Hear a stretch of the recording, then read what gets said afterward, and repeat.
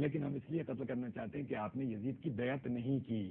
اب اندازہ کیجیے یہ بیعت اگر کوئی کربلا کے بارے میں پوچھے کہ کیا ہے کربلا، نہیں، کربلا سے کوفہ اور شام تک کی تمام جتنی تحریک ہے، سید الشہداء کی ہو یا ثانی زہرا کی ہو، امام سجاد کی ہو، وہ انکار بیعت کا نام. ٹھیک، وہ انکار بیعت کا نام. دیکھیے میں تمہاری بیعت نہیں کروں گا. بیعت کے معنی ہے بیچ دینا اپنے آپ کو. بالکل درست کر. شاہ صاحب آخری لمحات ہیں، 7 منٹ ہیں آپ کے پاس. قسطنطنیہ. دیکھیے قسطنطنیہ کے حوالے سے تو میں سب سے پہلے عرض کرنا چاہوں گا کہ وہ کہتے ہیں نا ڈاکٹر صاحب محاورے کے اندر کہ مدعی سست گواہ چست. ہاں، یزید کو خود نہیں پتا کہ میں اس میں تھا کہ نہیں. میں تو تحقیق میں 7 منٹ 7 منٹ میں یہی بات کر سکتا ہوں. ٹھیک ہے. لیکن میں عرض کروں کہ تحقیق کا نچوڑ یہ ہے کہ یزید نے کبھی اپنے خطبے کے اندر یہ نہیں پڑھا، اس حدیث کو کبھی اپنے شان کے استدلال نہیں بنایا. اس کے بیٹے نے کبھی نہیں بنایا. ٹھیک ہے. ابن زیاد نے نہیں بنایا. جائے ابن زیاد اس کی شرافت و کرامت کے من گڑت اتنے واقعات جو کتابوں میں موجود ہے، جو گورنر بن کر جناب کوفے میں بولتا تھا. تو مجھے صرف یہ بتائیے، اب میں نے تو اتنے حوالے پڑھ دیے یزید کے لیے، اگر قسطنطنیہ میں یزید ہوتا تو یہ ہمیں چھوڑتے؟ میں یہ بتا رہا ہوں نہیں چھوڑتے. تو پہلی بات ہے کہ زبردستی اس کو لایا جا رہا ہے اور یزید کو خود نہیں پتا کہ میں اس میں ہوں کہ نہیں. یہ کہہ رہے نہیں آپ ہیں حضرت اس میں، آپ اس میں ہیں اور آپ مقدمہ لڑیں، آپ یہ دائر کریں کہ آپ اس کے اندر ہیں. ایک بات. دوسری بات ہے کہ میں نے کہا بڑی زحمت کرتے ہو تم کہ قسطنطنیہ کی بہت دور کی کوڑی لاتے ہو. اس سے صحیح حدیث پہلے بخاری میں موجود ہے. حضور نے ارشاد فرمایا قد حرم اللہ علی النار من قال لا الہ الا اللہ. تم تو مغفور لہم کے لفظ لاتے ہو جو تو مقید ہے بات کی زندگی کے لیے نہیں ہو سکتا. مغفور لہم. اور تم یہ حدیث پڑھتے یزید کے لیے کہ جس نے ایک دفعہ لا الہ الا اللہ پڑھا وہ جہنم میں نہیں جائے گا. یہ کیوں نہیں پڑھتے؟ یہ میں کہنا چاہتا ہوں. اتنی محنت کر کے لاتے ہیں، اتنی محنت، اتنے مناظرے اور اتنے مباحثے، یہ تو بہت دور کی کوڑی لائے ہو تم. یہ تو آسان تھا کہ جناب قد حرم اللہ علی النار، اللہ نے اس کو جہنم پر حرام کر دیا ہے، من قال لا الہ الا اللہ. تو تم بھی کہتے یہ نہیں لا سکتے ہو لا الہ الا اللہ والی حدیث. حالانکہ یہ آسان تھی، یہ تو پورا خاتمے تک کی بات تھی. لیکن یہاں پر بات دراصل یہ ہے کہ چاہے لا الہ الا اللہ کی بات ہو یا مغفور لہم کی بات ہو، یہ تقاضا کرتی ہے اگلی زندگی کے لیے. اور اس کا مثال کے طور پر کوئی شخص یہ کہے یہ میرے والد گرامی ہے اور 2 ان کی شان میں گھٹیا الفاظ کہہ دے، اگلا کہے گا بھائی یہ کیا کر رہے ہو؟ باپ بھی کہہ رہے ہو تقاضا ادا کرو. تو پہلی بات تو یزید اس میں گیا نہیں.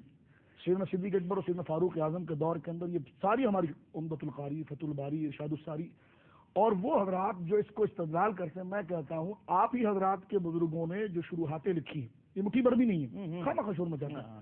تو جو اجماع آپ جس کو معتبر محدث سمجھتے ہیں اور آپ جس کو معتبر امام کہتے ہیں، دوست کہوں کیا کہوں، میں تو یہ کہتا ہوں کہ تم وہ حدیث کو اس کی شرح میں دیکھ لو کہ وہ اس کا کیا معنی کرتا ہے اور ہمیں بھی بتا دو کہ انہوں نے کیا معنی اس کا کیا ہے.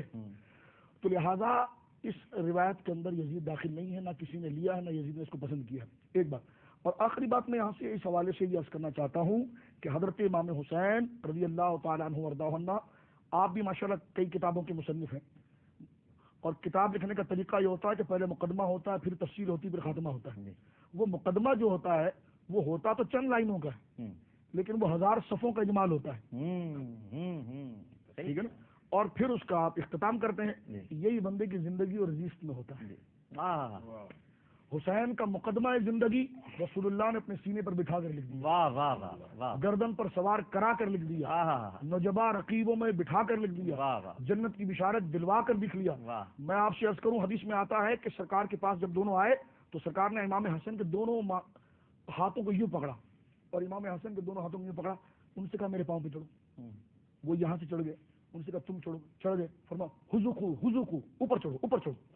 اب وہ اوپر چڑھتے چلے گئے. چشم تصور میں منظر دیکھیا، اللہ کا حبیب جلوگر ہے، رب کریم کا نائب مطلق جلوگر ہے، اس کائنات کا خلیفہ اول رب کریم کا جلوگر ہے. وہ بچے چڑھتے وہ اوپر آئے. حدیث کے الفاظ ہے یہاں تک کہ دونوں شہزادوں نے رسول اللہ کے سینے پر پاؤں رکھے. اللہ اکبر. اللہ. اور حضور نے ان کو قریب کیا اور فرمایا کھولو منہ کھولو. انہوں نے منہ کھولا، سرکار نے ان کی زبانوں پر بوسہ لیا. یہ مقدمہ زندگی حسن و حسین ہے. یہ مقدمہ زندگی حسن و حسین ہے. اب اگر آگے گڑبڑ ہو گئی تو مقدمہ غلط تھا اور مقدمہ غلط نہیں ہو سکتا. جب مقدمہ درست ہے تو یہ اس کی تفصیل تھی، یہ اس کی تفصیل تھی. اور آپ کہیں گے جی خاتمہ کیا ہے؟ میں نے کہا خاتمہ وہ ہے کہ سر سے لے کر سینے تک حسن ہے، سر سے لے کر سینے تک حسن ہے اور سینے سے لے کر پاؤں تک حسین ہے. تو سر استعارہ ہے فیصلے سے، سینہ استعارہ ہے حلم بردباری سے، اور پاؤں استعارہ استقامت سے. فیصلہ تو وہ کریں گے، حسین کا کام ہے جم جانا. سبحان اللہ. حسین جم گئے اور جم کر انہوں نے دکھایا اور اپنے نانا کی اس مقدمے کی پوری لاج رکھی، اس لیے کہ آپ کی پوری زندگی کا مقدمہ رسول اللہ نے خود باندھا ہے.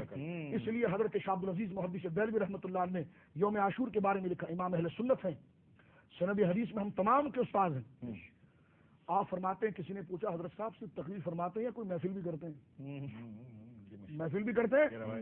فتاوی عزیزی اٹھا کر دیکھیں، ملفوظ نہیں پڑھ رہا، کوئی مناظرے کی کتاب نہیں پڑھ رہا، کسی کو جبر کرتے ہوئے زیر کرتے ہوئے بندہ نہ جانے کہاں کا چلا جاتا، مبالغہ غیر حد کرتا، یہ فتاوی ہے. اور امام اہل سنت جو معتدل مزاج شخص ہے، فتاوی کے اندر فتاوی عزیز میں فرمایا ہاں فقیر کے گھر میں شہادت حسین کی محفل ہوتی ہے. اللہ اکبر. اللہ فرمایا فقیر جیب خاص سے چندہ نہیں کرتا، چندہ نہیں کرتا، چندہ کرنا بھی برکت کی بات ہے، سب کا حصہ آ جاتا ہے. فرمایا ان کے نام کا کھاتے ہیں، فرمایا جیب خاص سے نیاز بناتا ہے. اللہ اکبر. نیاز جب تک بنتی ہے ذکر حسین کرتا ہے، اللہ اکبر. اور جب خوشگلو ناتخواں آ جائے ان سے کہتا ہے سلام پڑھو حسین پر، کربلا والوں پر، اور فقیر خود شامل ہوتا ہے اور اس میں رقت پاتا ہے. یہ اہل سنت کا مذہب ہے، یہ اہل سنت میں جماعت کا مذہب ہے. جزاک اللہ خیر. سبحان اللہ. ماشاء اللہ. اللہ اکبر. جزاک اللہ. آپ نے تو شاہ صاحب آنکھیں نم کر دی. کیا محبت کی بات ہے ماشاء اللہ، اور کیا خوبصورت جملہ ہے. میں تو آج اسی جملے کو ٹرانسمیشن دو باتیں آج بڑی پیاری ہوئی ہیں. ایک کوکب نورانی اکاڑوی صاحب نے کہا کہ میدان جنگ میں کرامت نہیں دکھائی جاتی، کردار دکھایا جاتا ہے. اور آج ایک جملہ شاہ صاحب کا، یہ میرے لیے بہت بڑا جملہ ہے. مجھے ناتواں کی اور مجھ سے کم علم کے علم میں اضافے کے لیے کہ کتاب حسین کا مقدمہ نبی کریم صلی اللہ علیہ وآلہ وسلم نے لکھا ہے. جب عام کتابوں کے مقدمے لکھنے والے اس کا پورا اجمالی تذکرہ کر دیتے ہیں اور غلط نہیں ہو سکتا، تو پھر تو یہ لکھنے والا جب غلط نہیں ہے، جو معصوم ہے، جو نبی ہے، تو کتاب کتنی پیاری ہوگی جس کا مقدمہ نبی کریم صلی اللہ علیہ وآلہ وسلم نے لکھا. میں بہت شکر گزار ہوں حضرت سید شاہ مظفر شاہ قادری. بے شک آپ سید ہیں اور آپ نے اپنے نانا کی محبت کا حق ادا کیا. اور میں ایک دوسرے سید بھی جہاں پر موجود ہیں، ان کا بھی بہت شکر گزار ہوں، مولانا سید محمد علی زیدی الحسینی صاحب. آپ دونوں شخصیات ہمارے اس پروگرام میں تشریف لائیں. ناظرین کرام، اس کے ساتھ ہی ہم ایک چھوٹا سا وقفہ لیتے ہیں. وقفے کے فوراً بعد میں حاضر ہوں گا اور ٹرانسمیشن کا وہ سیگمنٹ جس کو آپ سننے کے لیے بہت دیر سے منتظر ہیں، ایس ایم ایس بھی کر رہے ہیں کہ یزید کی موت کیسے ہوئی، یزید کیسے مرا. ایک چھوٹا سا وقفہ. السلام علیکم ورحمۃ اللہ. پیار نبی کی پیاری نواسی شام کو قیدی